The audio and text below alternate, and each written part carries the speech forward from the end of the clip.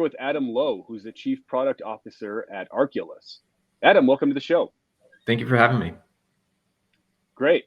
And so to get started here, why don't you tell us a bit about your professional background and how you came into the crypto kind of Web3 ecosystem? Sure. So I've been with Composecure, which is the parent company of Arculus, for about 10 years. And in those 10 years, we've really grown the business around payment technology. So I'm sure you've seen or have in your pocket a metal payment card. We make millions and millions of them for the largest banks and fintechs around the world. And, I've spent a good chunk of that career developing tap to pay on metal, which is non-trivial, and a bunch of other things for the payment space.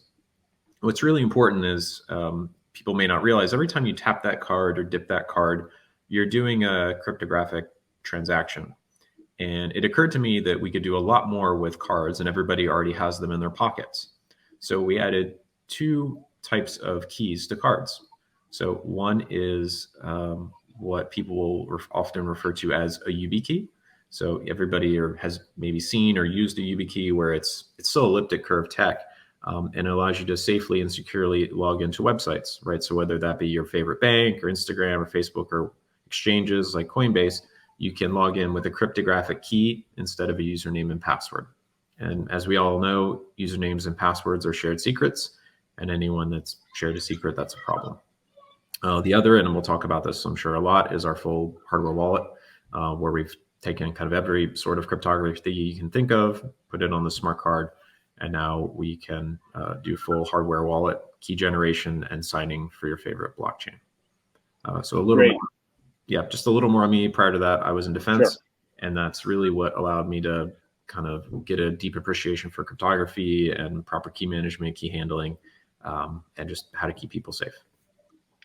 Great. And I appreciate both your background and also kind of the background of the company, just in the sense that these were, in crypto world, we talk, sometimes we throw in these terms of like military grade cryptography and things of that nature, but you were actually building like military grade cryptography in or working with these technologies in your previous career. And Composecure has obviously been in this payment technology business for since well beyond the originations of cryptocurrency as a thing, right? So maybe talk a bit about just how those experiences of maybe yourself and then the company kind of preceding crypto have really lay a foundation for what you guys have been able to develop here now that you have a product that's a crypto focused product. Sure. So at Arculus, we really focus on three pillars, which is safety, simplicity, and security. So on the safety side, right, we built 3FA. So it's something you have, which is your Arculus card that's specific to you, something which is your 6-digit PIN, which protects your card, and something you are, which is the biometric, which prevents anyone else from getting in your app. So we really have that depth of defense in the product. We think that's very important. The second is simplicity, right? Where other hardware wallets, you'll still be turning them on. You'll be done your transaction with Arculus, right? Everybody knows tap to pay. Everybody's used a payment card. Everybody can tap a card to a phone. So we really think that standard motion and that standard flow is very important. So we emulated payments a lot, where everybody's familiar with that. And finally, security. So we do use, secure chips, the same type of chips that are in the US passport, the same type of firmware that's in payment cards, right? There's 15 billion payment cards roughly in the world. Payment cards have never been penetrated in their entire history. So, we think that is the right approach for generating keys and keeping your keys safe. Great. And then maybe walk us through just what is the customer experience of actually using the Arculus wallet? Like what do I actually do as a user to set this up, and then not only store my coins, but also use them for in various other capacities if I want to do so. Sure. So it's designed to be super straightforward and easy. If you are brand new, it's your first kind of hardware wallet, you want to start fresh, you hit new wallet. You choose 12 or 24 words. It will give you your 12 or 24 words. You write them down on a piece of paper you're going to put in a fireproof vault. Then you hit next. It'll auto-generate all of your addresses, and you're good to go. It's literally 2 or 3 minutes to set up. if you already have an existing wallet that you want to import, say from MetaMask or other places, you'll simply type your 12 or 24 words into Arculus. It will securely generate your keys on your card.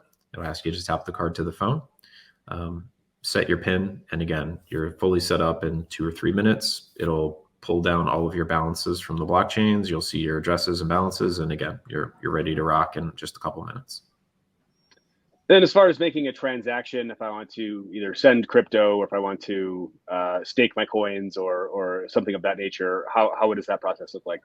Sure. So we put kind of the rich UI, the rich user experience on the mobile where we think it belongs, not a tiny little USB stick. And we put the security, separately offline on the card. So you can fully interact with the Web3 environment. So let's say you want to send crypto to a friend. You can scan their QR code, cut and paste their address, manually enter it, though we don't recommend that, into the platform, hit send, tap your card, PIN, and off it goes. So it's very easy. Let's say you want to interact with the Web3 world. Arculus is fully compliant. So simply hit the QR code button on the phone. You'll scan your favorite address, scan Wallet Connect to connect to your favorite DEX or other platform, and then Arculus can sign. So if you want to swap, you can either swap within the app, or you could go somewhere like Uniswap and swap there. Great. And then maybe tell us a bit more about just how this particular hardware wallet is, what are sort of the security benefits of this as opposed to maybe other solutions on the market, whether they be maybe more like kind of retail solutions or whether they be maybe more like institutional custody type solutions. Like what is it that makes like Arculus really like a unique product from a security perspective, in your opinion? Sure. So from a security perspective, I think one thing that's very important is that, getting into the weeds, the private keys on the card are permanently burnt and non-exportable. So they're what are called private key objects. And we, unlike other platforms, like you cannot export them like period, full stop. The other important thing about the design of the product is, obviously we have to ship the card to someone, right? So I know that I shipped the card to John Smith at 123 Mockingbird Lane, but I don't know anything about your keys, right? The card goes out blank, and I don't know anything about your addresses. So even under subpoena, like I could not tell them what your keys or even your crypto addresses are because I simply don't know. And we have no way to link, for privacy reasons, your crypto addresses, keys, balances to an individual. Like we just don't by design. So I think from a security and safety perspective, that's both of those are very, very important. So you would know that I'm an account. I have an account of. I'm an Arculus user. Like I purchased an Arculus wallet, but you would not know. You'd not be able to link like, okay, Aaron is linked to this particular address or this particular set of keys, essentially. Yeah, exactly. Like completely by design. Got it. And then, and maybe talk a bit about kind of on the business side here. Give us a bit of a history of just. I know the product's been around for a couple of years now, but maybe give us a bit of kind of background. Just when did the product launch? What has been kind of the distribution and the rollout looking like? And I know you also have it's a retail product, but you also have a B2B kind of white label solution as well. Maybe talk a bit about what that looks like, and then what type of uptake or partnerships you've seen on that front. Sure. So the company has been around maybe a little less than 2 years. Product been out about 18 months-ish. That's the consumer product that originally launched in the US. So we're continuing to grow international distribution of the US product. We're reasonable sized public company here in the US. So we have conservative lawyers. So we have to make sure we check every box, which, not every crypto company does. They just kind of go do whatever. Whereas here we're, making sure we follow all the compliance and all of the local laws, et cetera. So we are rolling out, we're in the US, UK, Australia, Canada, continuing to roll out into EU, and we'll be planning on rolling out in LATAM countries. Again, we're just making sure we follow all import-export laws and doing everything right there. Importantly, you brought up B2B because we already have a number of partnerships, and a number of people have white labeled the Arculus product. You have Change Finance in Asia as an example, Invesco in LATAM that uses the product. We have a number of partnerships that are under NDA, and you'll see by end of year but aren't rolled out yet. So people really use the B2B product in two ways. The first is turnkey, meaning Arculus is black, we turn it purple, we put their name on it, and they kind of get a turnkey Arculus out the door. And also what a lot of people do is they take our SDK. So they use Arculus tech to sign, right? They already have some wallet. They want to add hardware wallet capability. We give them our software development kit, make cards, for their brand. They incorporate that into their wallet, and off we go. So this is what Change Finance did. We're really excited to partner with them on that as an example. Great. And then as far as partners go, or potential partners, what does your kind of ideal potential partner look like, or who would be the type of entity that would benefit the most from a product like this or a partnership like this? Sure. I mean, I think there's a number of platforms that would benefit. Any software wallet out there. Think of things like a Trust Wallet or an Exodus wallet, or pick your favorite software wallet where you're self-custodied, but your keys are still on your phone. And ultimately, at the end of the day, maybe it's because I worked with intelligence agencies and special forces when I was in defense. I don't like anything private on my phone. So that to me is why keeping keys safe and offline and off your phone is important. Also the other product I mentioned, the kind of YubiKey on a card, we see massive take up on that with our payment partners, right? Because again, I would much rather lock down, my favorite bank account or even exchange, right? Centralized exchanges have value in the ecosystem, but I don't want my exchange account to get hacked. So whether it be Coinbase or Binance or pick your favorite account, they all already support kind of YubiKeys. But I've lost at least 3 of them because I don't know, I'm scatterbrained. So I'd rather have it on a card that I know I'm not going to lose and be in my pocket. So pick your favorite exchange. Many of them issue cards. You add this YubiKey type functionality, this FIDO key to that payment card, and you now have a force to be reckoned with. So how does this differ from just using like a Google Authenticator or another, Authy Authenticator or something? Like how is what you're providing more secure than something like this? Sure. So, it is definitely more secure. There's kind of 3 layers of security, right? So somebody turns on 2FA, you often get a text message, right? That's bad. Like just Google how worthless a text message 2FA is. They're defeated at least 30% of the time. Sometimes criminals move on because there's enough people with no 2FA. It's easier just to move on. But as it becomes more mandatory, I think people are going to see that, SMS 2FA is nearly worthless. It's very easy to SIM swap someone. It's very easy to scrape them. It's bad. So then you step up into something like what's called TOTP, right? So time-based, something like a Google Authenticator. That's certainly better. If you do a deeper dive in Google, you can see they are still defeatable, but it is much harder. The problem is it's still cloud-based. So there are several articles out there, I think it was in Gizmodo, where Google Authenticator, well, it used to be local only to your phone, will now sync across all the accounts. That when they pushed that to the cloud, the encryption was not end-to-end. So that caused some problems. And again, anytime you're syncing to the cloud, there can be problems. So when you have this local, hardware authenticator right in your hand, that really is the ultimate security. In the same way I trust a padlock to my front door, I want to trust digital keys to the padlock on my account. So instead of a time-based code or text-based code, you either have that private key and it lets you in, or you don't. And the nice thing is it is the same technology. You may see Google pushing Google Passkeys and Apple Passkeys. It's the same tech. It plays nice with that. So, for your average daily driver login, you look at your phone, you log in. But for risk-based events, right, you're changing the address on an account, you're changing a phone number on an account, you're pulling hundreds of thousands of dollars. These platforms are going to have you do that step-up authentication and tap your card. So it's really an and solution, not an or.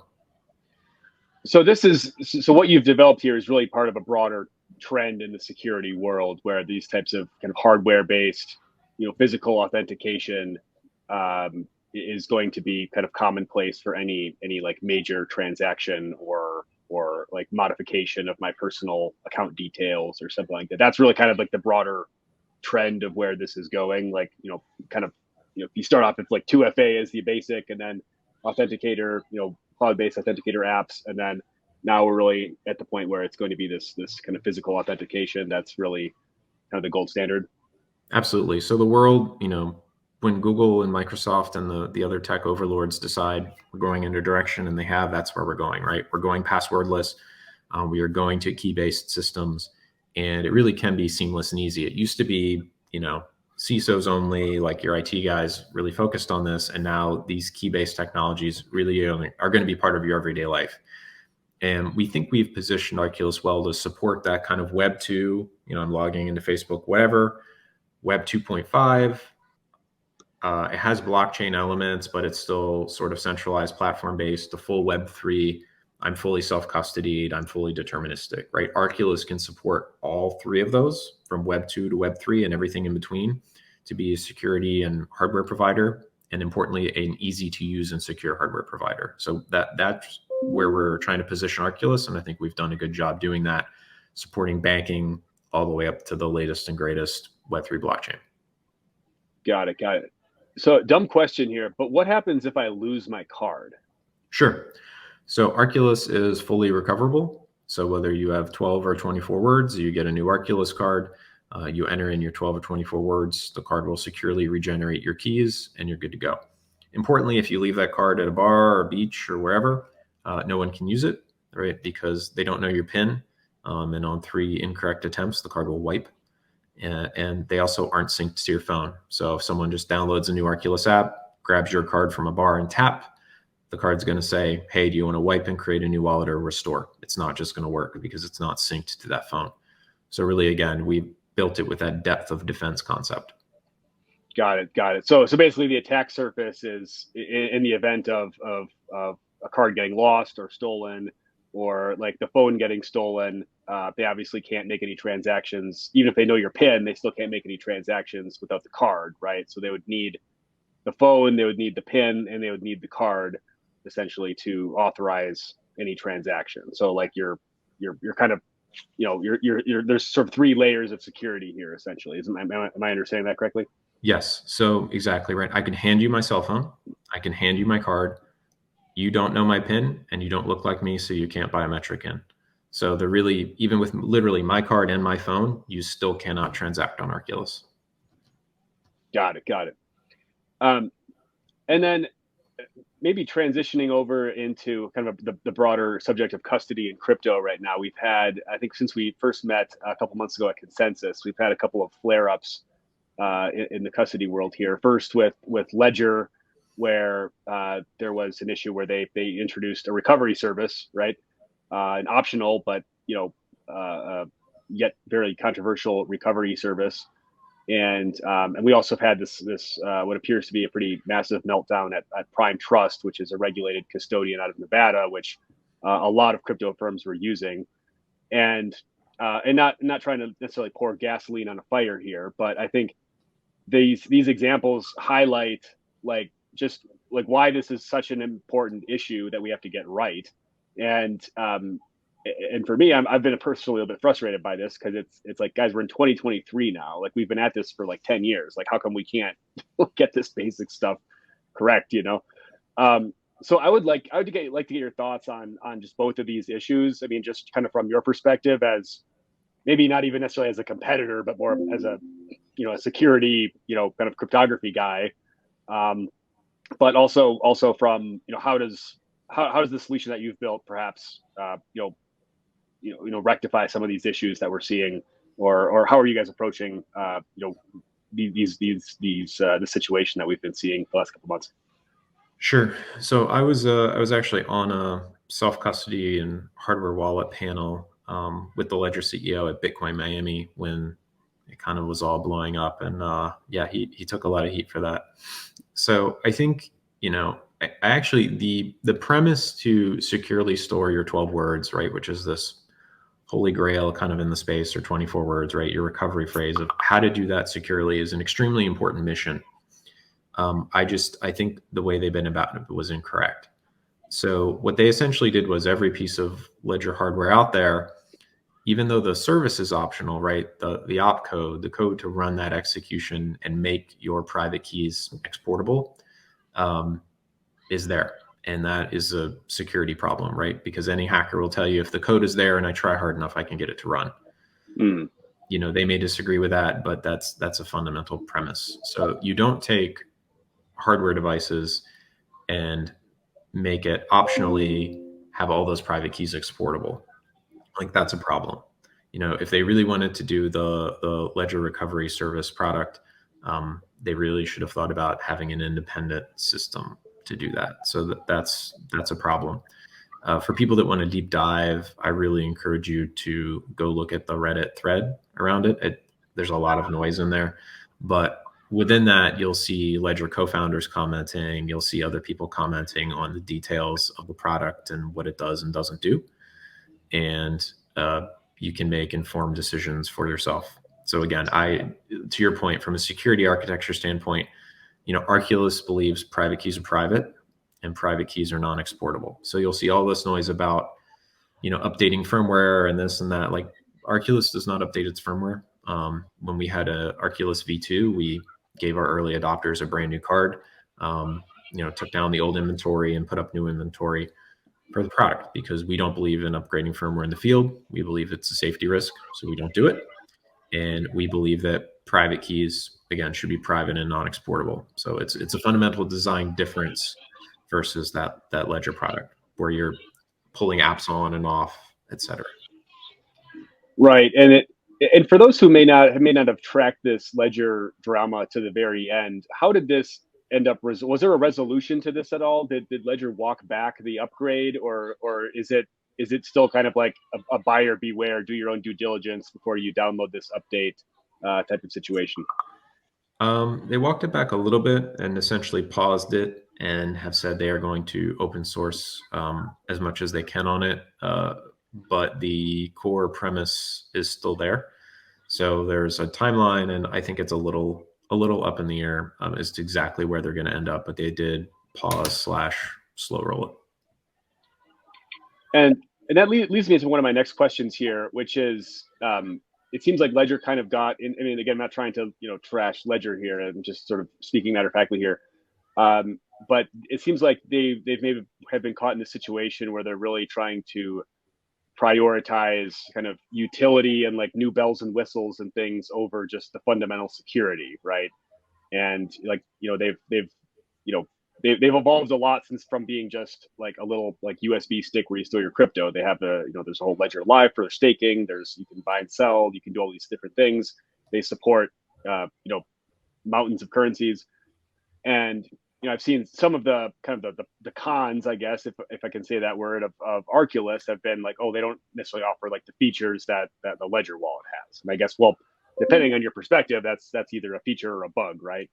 But is this one of these, as hardware manufacturers, wallet manufacturers are trying to commercialize these products, like, do you run into this temptation where you're like, okay, we got to add more bells and whistles to kind of make this thing like sexier so we can, you know, sell more units? Or, I mean, is that a real tension here, or is that maybe just something that people on Twitter are kind of making up? Yeah, I mean, some of that's, you know, marketing buzz, where, you know, various platforms will say, oh, we support X thousand tokens. Well, they're not supported live in their app, right? So you can't directly do it in Ledger Live. It will just technically sign for it. So some of that's just marketing buzz. And you have to go manually add that. You know, I will say that quote con of Arculus is going away in the sense that we're being very methodical about the chains that we add. So we are adding them, just safety is of the utmost concern, not speed.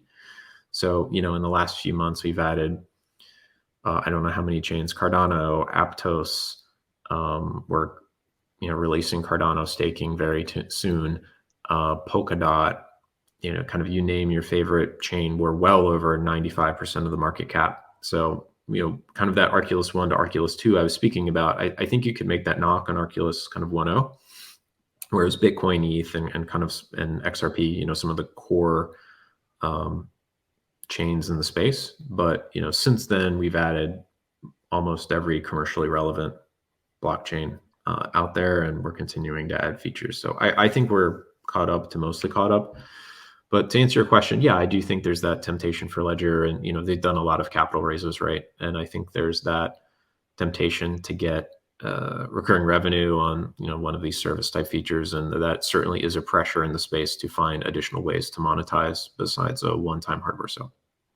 Got it.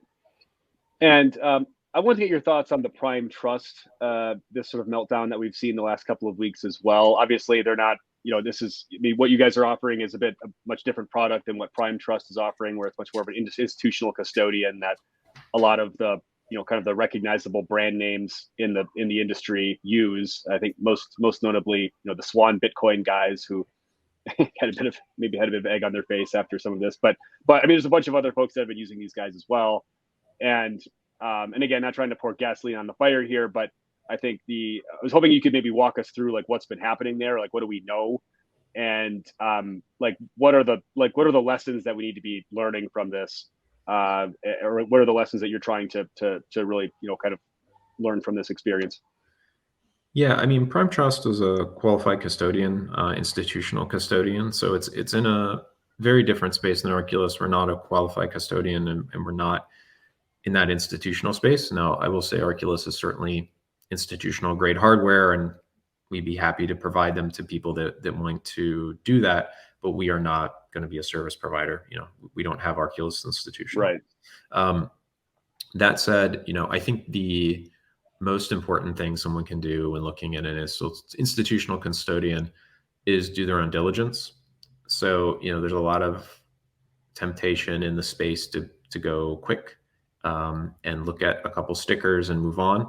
So, if I had significant assets, if I was in an institution and had significant assets at a qualified custodian, I would be doing on-site audits. I would be doing procedural audits. And if they did not want to let me do that, I would be finding a different institutional custodian. So just because someone has a SOC 2 sticker doesn't mean you should believe them. And, if you're an institution, you should go audit that. Just because someone has a different ISO sticker, great, audit it. And you really need to do your diligence there. I mean, the fact to your earlier point that some of this happened relative to potential of problems with keys, loss of funds, it really shouldn't. It should never ever happen in a qualified custodian due to dual control rules and logging rules and all of the things that are supposed to put this into place that it physically cannot happen. It's astounding to me that there's problems, but you're asking for facts, and that's correct. It has been put into receivership by the state of Nevada. Yeah, it's an ugly situation all around, and I think it really just highlights the need to go back to some of these blocking and tackling type questions of like, okay, how do we actually, custody is just this fundamental thing, right? Where if you don't have this, like you have no industry at this point, right? So if we can't get this right, we're in 2023, halfway through 2023, we can't get this function right, then like what are we doing here, right? So I think I'm personally feeling a bit of frustration about this, and I'm sure other people are as well. So I appreciate your feedback on that.